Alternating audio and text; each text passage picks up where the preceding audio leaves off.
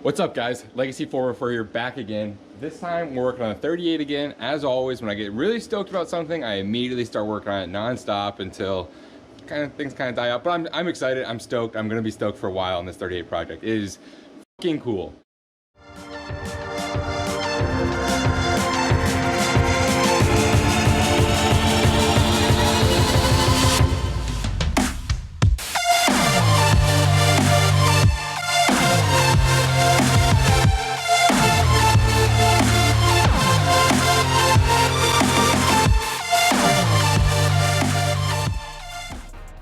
So what has happened since the last time you saw me about a week ago? So let's go through what I've done. So let's do it like this. The 38 Chevy body is going on the 79 CJ5 frame. That 79 CJ5 frame was built pretty well, not bad. Was built by a few guys who built it into the 1-ton axle swap crawler.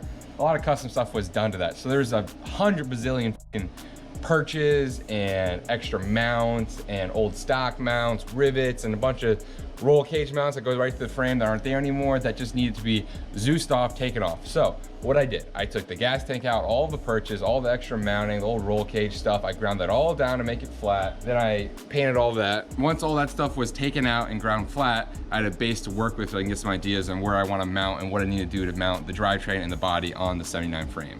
After most of the perches were out and everything was out on the back end, I worked towards the front end of the CJ5 frame. And that meant taking the whole drivetrain out. I took it out in one swoop. You know, there's like 4 bolts. There's the 2 motor mount bolts, then there's the 2 transmission crossmember bolts, and there's 1 for the transfer case. So I took those 5 bolts out, put 1 big ratchet strap around the entire set of the engine, and then 1 small ratchet strap around the transfer case wrapped up to the crane. That way it stayed flat when it came out. Did that, took the whole drivetrain out, reeled it back over, sold that within a day. And then I had to take out the old motor mounts because those aren't gonna work anymore because the motor's gonna be shoved way far forward. I also took out the front cross member.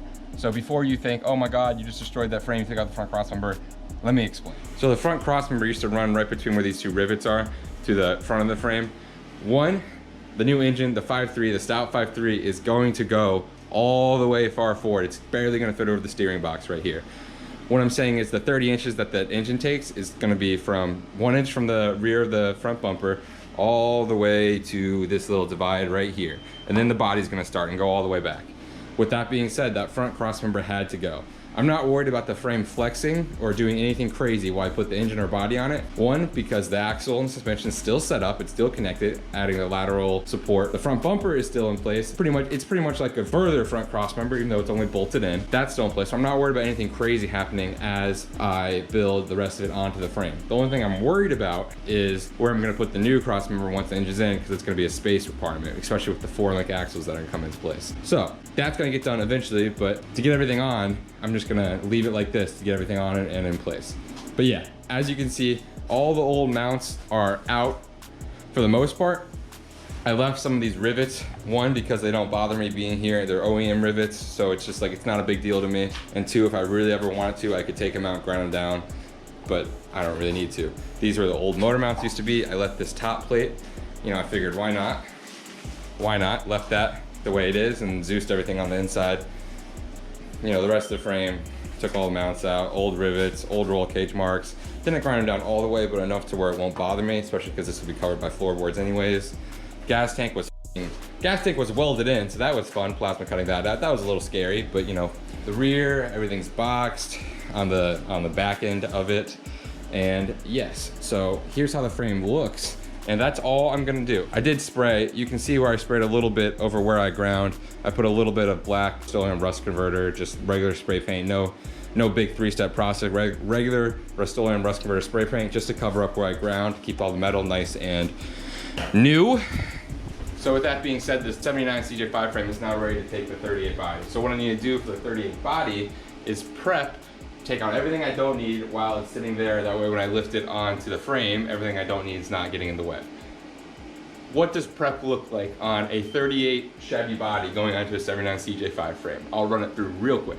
So first, as you can see, the doors are coming off. So naturally on 90-year-old cars, some of the bolts aren't gonna wanna play nice. So I was able to get these top door hinge bolts off.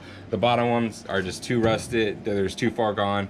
I'm gonna Zeus the sheet metal around it with a plasma cutter. Once this really thin metal is gone, the door should just come off. There's 6 body mounts. There's one body mount here, 8 body mounts, I'm sorry. One there, and then one up top near the bed, and then there's one in the front, also right here on each side. So what else am I gonna do to get this ready? That's honestly basically it. I'm only gonna use those front 2 body mounts, and I'm gonna make brackets on the frame, on the 79 frame to fit those. And then I'm gonna use the 2 body mounts at the rear, and then I'm gonna run a 2x4 piece of steel along the center right after where the door's in, and that 2x4 is gonna add support and also be new body mounts for the rear where there's really no sheet metal to work with there. And there's gonna be 6 body mounts on the new one.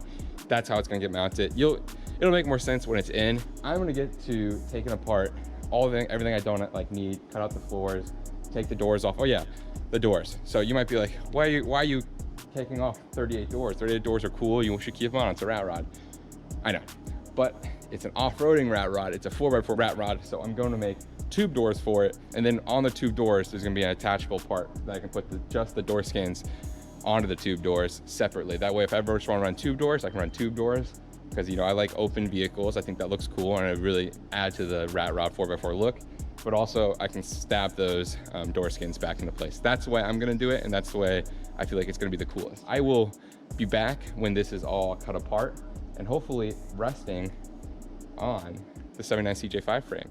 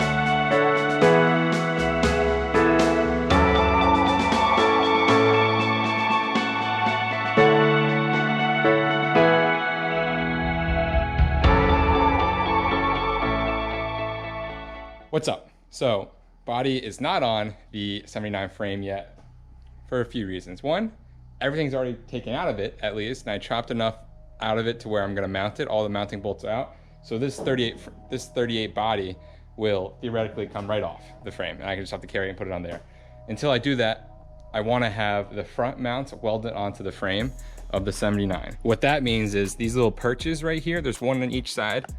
Those perches are 36 inches apart at their widest, and the 79 frame is 29 inches apart at its widest. So I need little brackets to come off the frame right here, shoot off the side, and have that 36-inch spacing where those bolts can mount to.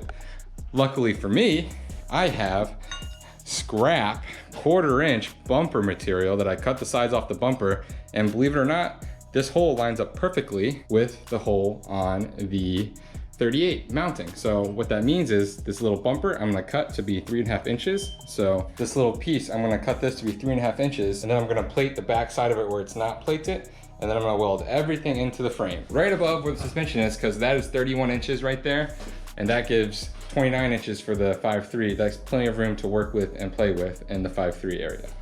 So I will start building those, fabricating those mounts, and zapping them to the newly painted frame.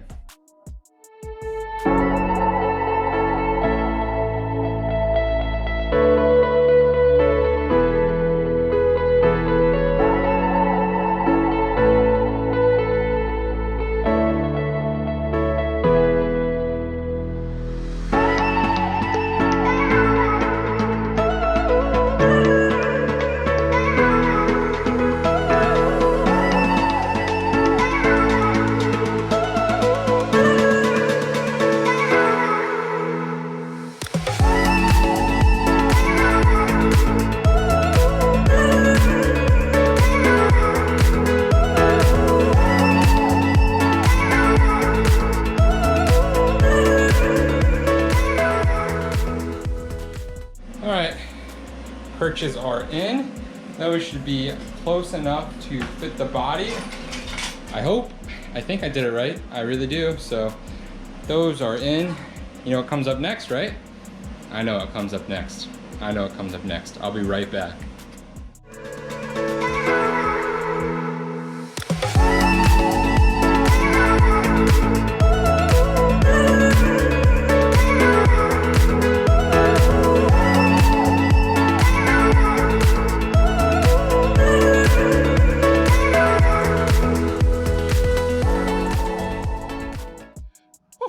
So we got the 38 on the 79 frame. Super excited, just the stance of it, just the way it looks already with that negative rake and the big back end, which is slanted right now. I'm gonna push it back the other way when I get to it.